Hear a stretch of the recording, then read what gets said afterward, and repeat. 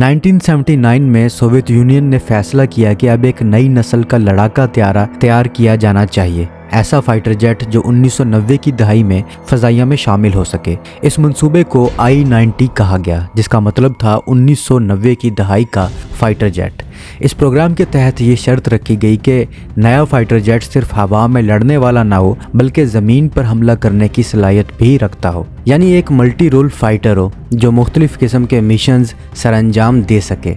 मकसद ये था कि ये नया fighter jet Aahista Aahista MiG-29 और Su-27 की जगह ले। इन ज़रूरियात को पूरा करने के लिए दो मुख्तलिफ मंसूबे बनाए गए। पहला MFI यानी कि multi functional front line fighter और दूसरा LFI यानी कि लाइट फ्रंट लाइन फाइटर। ये दोनों तस्वुरात 1983 में बनना शुरू हुए। MFI प्रोग्राम का ठेका मिक्योन डिज़ाइन ब्यूरो को दिया गया, जिसने MiG 1.44 या 1.42 त्यारे की तैयारी शुरू की। दूसरी तरफ सखोई कंपनी ने अगरचा बाज़ाब्ता तौर पर MFI में हिस्सा नहीं लिया, लेकिन इसने भी अपनी तहकीक शुरू कर दी। इसने 1983 में एक तजर्बाती त्यारा बनाया जिसके पर आगे की सीमत झुके हुए थे। इस त्यारे को पहले S-32 कहा गया, फिर S-37 और आखिर में वही मशहूर Su-47 बना। मगर फिर सोवियत यूनियन टूट गया और फंड्स की शदीद कमी पैदा हो गई।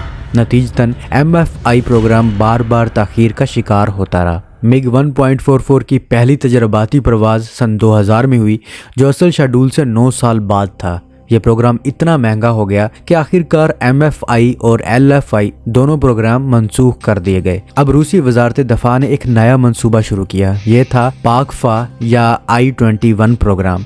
ये मंसूबा 1999 में शुरू हुआ और 2001 में इसका बाकायदा मुकाबला कराया गया। रूस के माली हालात ख़राब होने की वजह से फैसला किया गया कि अब सिर्फ एक ही 5वीं नस्ल का मल्टी रोल फाइटर तैयार किया जाए जो बैक वक्त Su-27 और MiG-29 दोनों की जगह ले सके। पैसे बचाने के लिए इस त्यारे का साइज़ दरमियाना रखा गया, यानी Su-27 से छोटा मगर MiG-29 से बड़ा।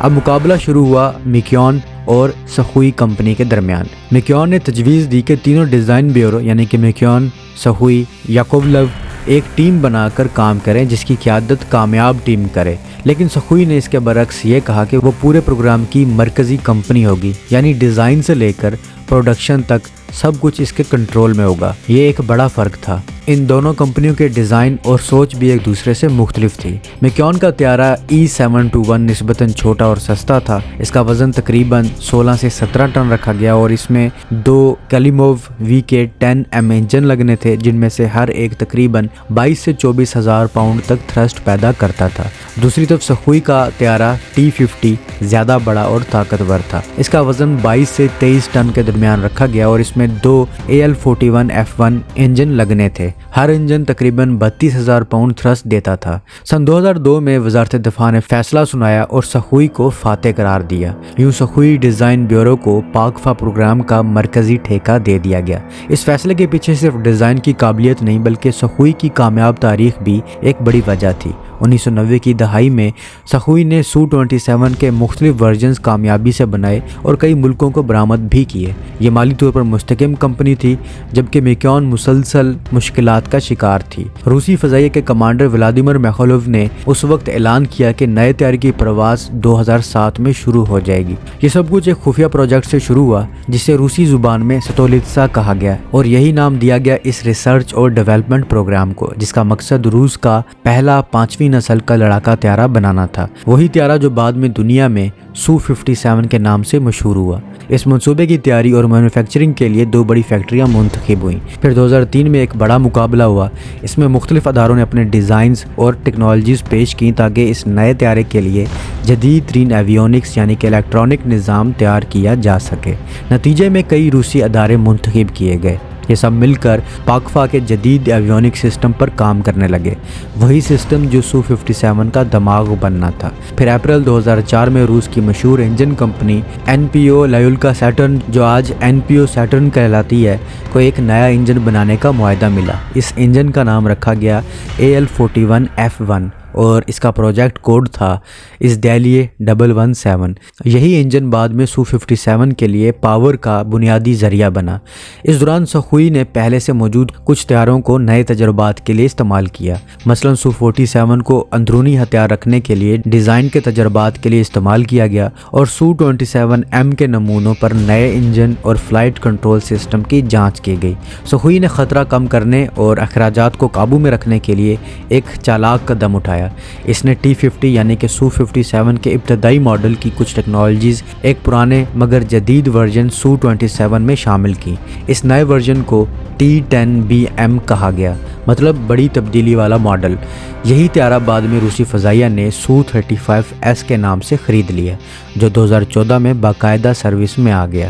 دسمبر 2004 تک T-50 کا بنیادی ڈیزائن مکمل ہو گیا اور روسی وزارت دفاع نے اس کی منظوری دے دی۔ اس کے بعد حکومت نے فنڈنگ شروع کی، جو 2006 میں اس وقت کئی گنا بڑھا دی گئی جب تفصیلی ڈیزائننگ کا عمل تیز رفتاری سے شروع ہوا۔ 8 اگست 2007 کو روسی فضائیہ کے سربراہ الیگزینڈر زیلن نے اعلان کیا کہ طیارے کا ڈیولپمنٹ مرحلہ مکمل ہو چکا ہے اور جلد ہی پہلا پروٹوٹائپ بنایا جائے گا۔ منصوبہ تھا کہ 2009 تک 3 پروٹوٹائپس اڑان کے لیے تیار ہوں گے۔ اسی سال T-50 کے ڈیزائن کو باضابطہ منظوری مل گئی۔ روس کے جدید ترین اسٹیلتھ فائٹر پروگرام T-50، جسے بعد میں سو 57 کا نام دیا گیا، کا آغاز بڑے جوش و خروش کے ساتھ ہوا تھا، مگر اس کے پہلے اڑان بھرنے کا خواب بار بار مؤخر ہوتا رہا۔ ابتدا میں طے کیا گیا تھا کہ یہ طیارہ 2007 کے آغاز میں پرواز کرے گا، مگر کئی ٹیکنیکل مسائل سامنے آ گئے جن کی نوعیت ظاہر نہیں کی گئی۔ اگست 2009 میں روسی فضائیہ کے کمانڈر الیگزینڈر زیلن نے تسلیم کیا کہ انجن اور تحقیقی شعبے میں ابھی بھی کچھ اہم مسائل حل نہیں ہو سکے۔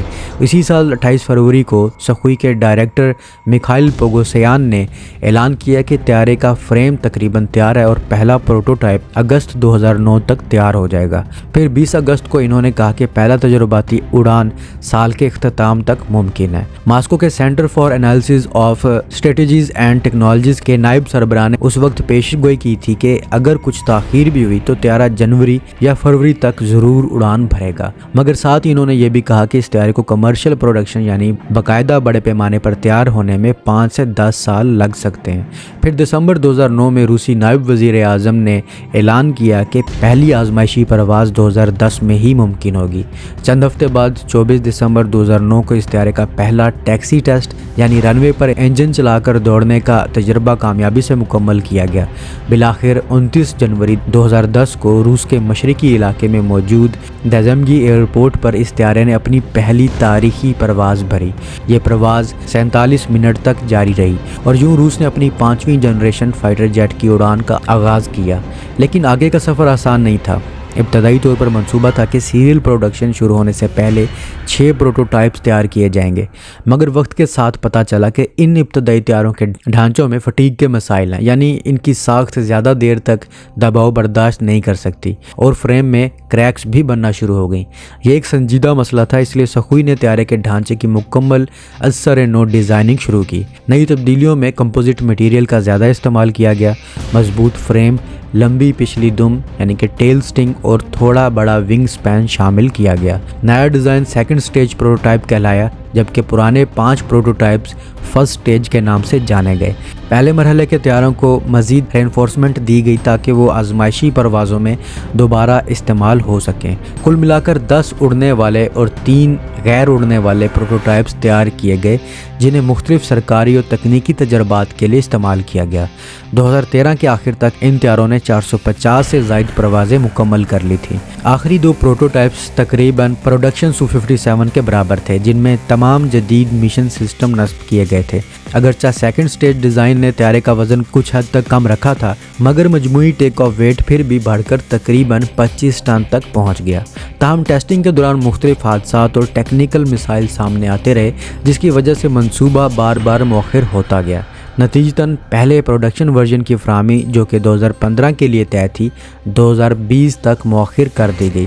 2015 میں حالات نے رخ بدل دیا۔ ٹیسٹنگ کے دوران کئی ٹیکنیکل مشکلات سامنے آئیں اور بھارت کی جانب سے بھی شراکت داری کے حوالے سے غیر واضح رویہ سامنے آیا۔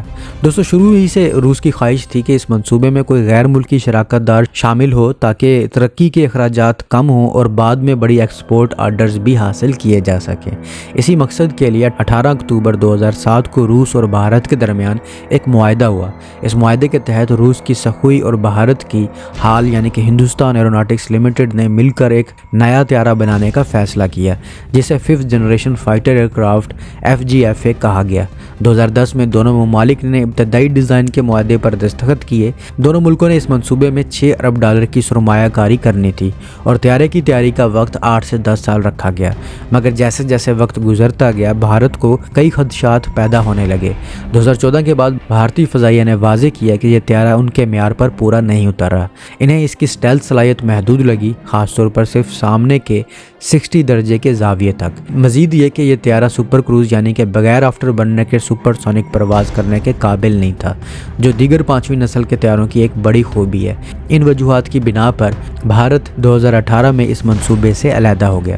دوستو اس کے علاوہ روس کو کرائمیا کے انضمام کے بعد لگنے والی بین الاقوامی پابندیوں اور تیل کی قیمتوں میں کمی نے معاشی طور پر کمزور کر دیا۔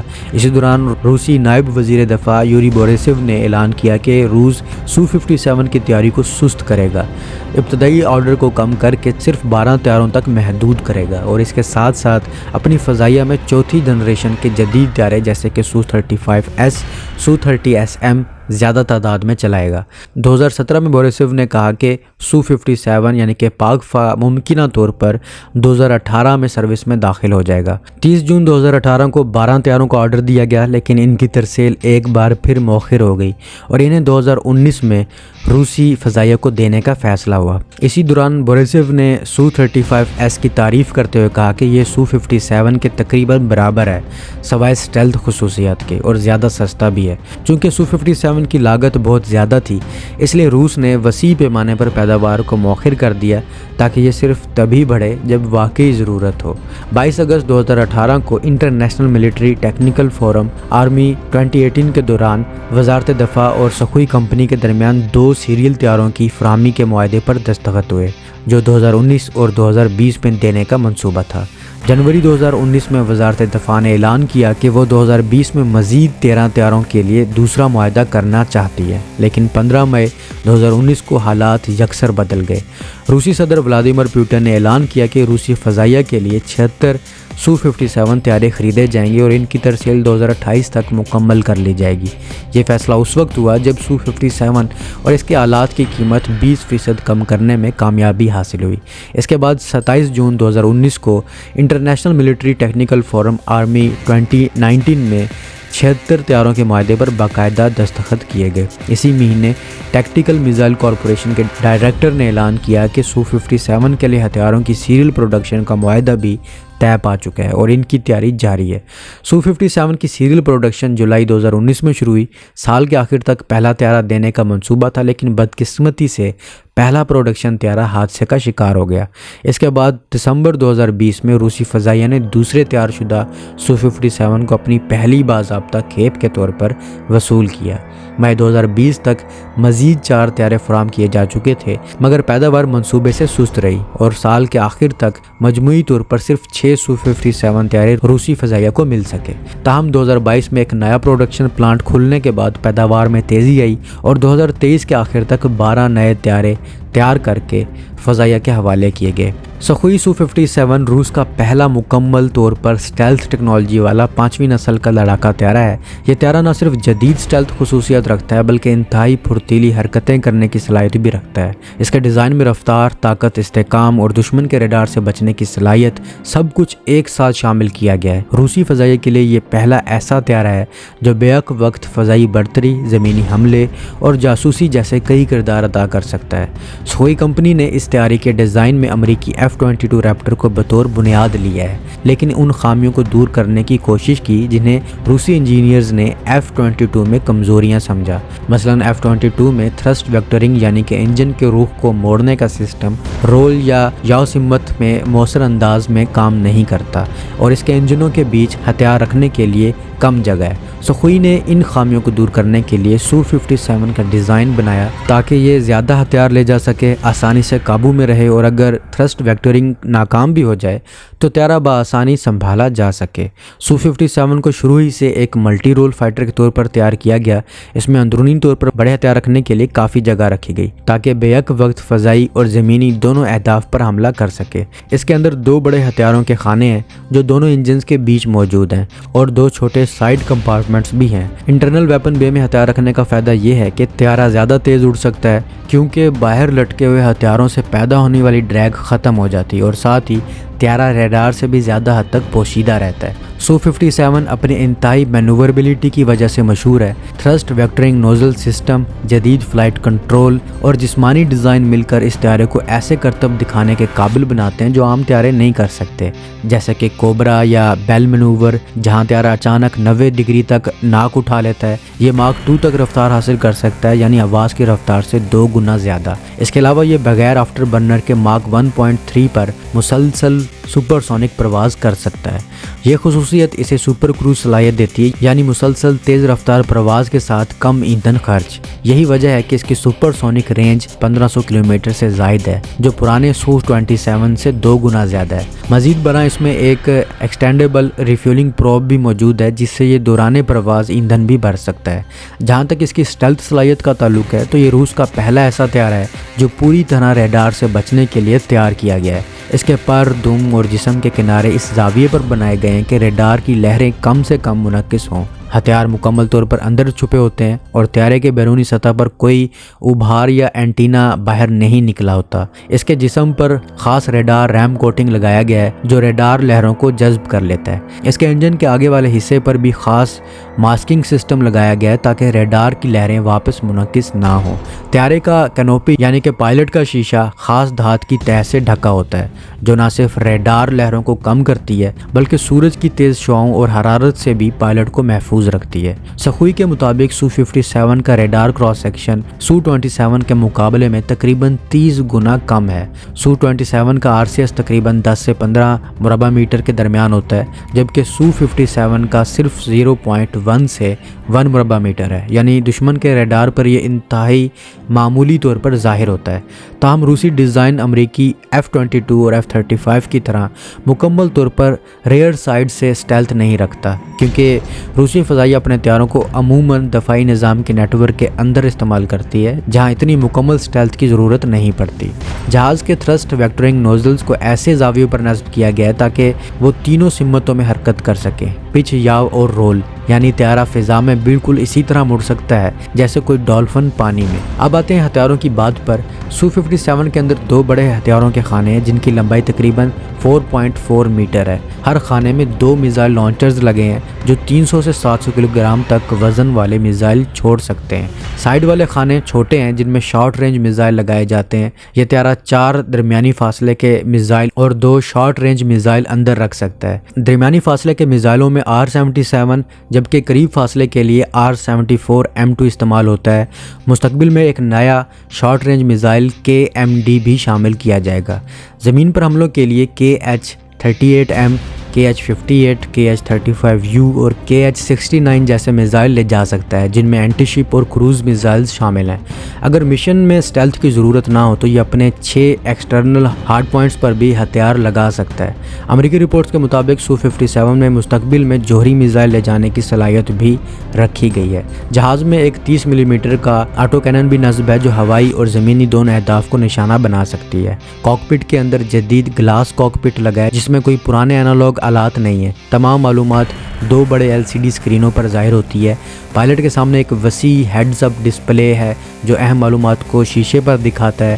کنٹرولز مکمل طور پر HOTAS سسٹم پر مبنی ہے، یعنی کہ پائلٹ کے ہاتھ تھروٹل اور سٹک سے نہیں ہٹتے۔ پائلٹ کا ہیلمٹ ZSH-10B جدید سینسر سے لیس ہے جو کہ آنکھوں کی حرکت کے ساتھ ہدف کو لاک کر سکتا ہے۔ پائلٹ کے لیے G9 تک کے دباؤ کو برداشت کرنے والا سسٹم اور 20,000 میٹر کی بلندی تک محفوظ ایجیکٹ سیٹ موجود ہے۔ سخوئی سو-57 جسے روس کے پاکفا پروگرام کے تحت تیار کیا گیا ہے، دراصل ایک ایسا منصوبہ ہے جس کا بنیادی مقصد جدید ترین سینسر فیوژن یا مکمل ایویونکس انضمام حاصل کرنا ہے، یعنی جہاز کے تمام سینسر، کمپیوٹرز اور نظام اس طرح آپس میں جڑے ہوئے ہوں کہ پائلٹ کو زیادہ سے زیادہ معلومات کم وقت میں اور کم محنت سے مل سکیں۔ مقصد یہ ہے کہ پائلٹ پر ذہنی دباؤ کم ہو اور اس کی سچویشنل اویئرنیس یا فضائی حالات کی سمجھ بڑھ جائے اور فیصلہ کرنے کی رفتار بہتر ہو۔ اس سسٹم کے دل میں ایک مرکزی کمپیوٹر نیٹ ورک ہوتا ہے جسے روسی زبان میں IUS کہا جاتا ہے، یعنی کہ انفارمیشنل مینجمنٹ سسٹم۔ سو-57 میں سب سے نمایاں 2 ایویونک سسٹم ہیں، ایک SH-121 یعنی کہ multi functional integrated radio electronic system اور دوسرا اٹول 101KS یعنی الیکٹرو آپٹیکل سسٹم۔ یہ وہ پہلا سخوئی لڑاکا طیارہ ہے جس میں ایویونک سسٹم کا انضمام سخوئی کمپنی نے خود کیا ہے، نہ کہ روایتی کمپنی RPKB جس نے پرانے طیاروں میں کام کیا تھا۔ سو-57 میں موجود مکمل ایویونک سیٹ کو روسی زبان میں IMABK کہا جاتا ہے، جس کا مطلب ہے integrated modular avionics combat system. یہ فائبر آپٹک چینلز پر چلتا ہے اور حیران کن طور پر اس میں 40 لاکھ سے زائد لائنوں پر مشتمل سافٹ ویئر کوڈ موجود ہیں۔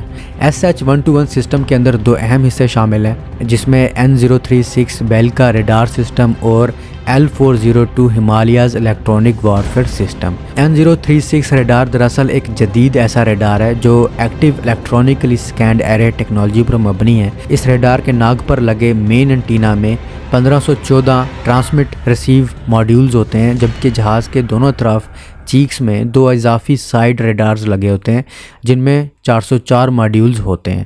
یہ سائیڈ ریڈار جہاز کو زیادہ زاویوں پر دشمن کو ٹریک کرنے کی صلاحیت دیتے ہیں، یہاں تک کہ وہ بیمنگ ٹیکٹکس کا استعمال کرتے ہوئے بھی اپنے میزائل کو خود گائیڈ کر سکتا ہے۔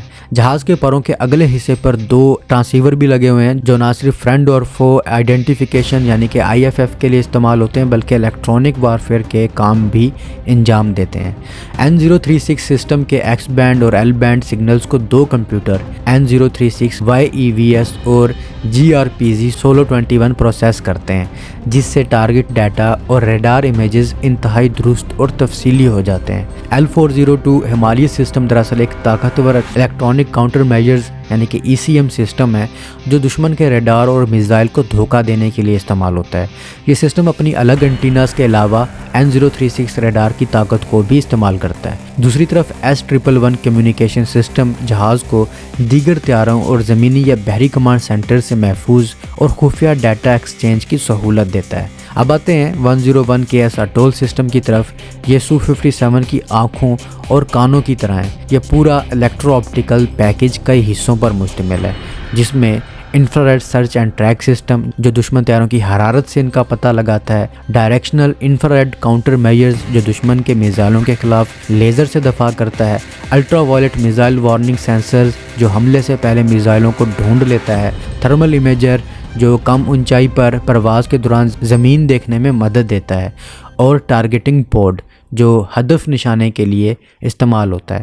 اس نظام میں ایک خاص IRST ٹاور کا استعمال ہوتا ہے جو کاکپٹ کے آگے نصب ہے۔ یہ بیک وقت کئی ٹارگٹ ٹریک کر سکتا ہے۔ جب اسے استعمال نہ کیا جائے تو اس کا ریسیور پیچھے کی طرف گھما دیا جاتا ہے تاکہ اسٹیلتھ خصوصیات برقرار رہیں۔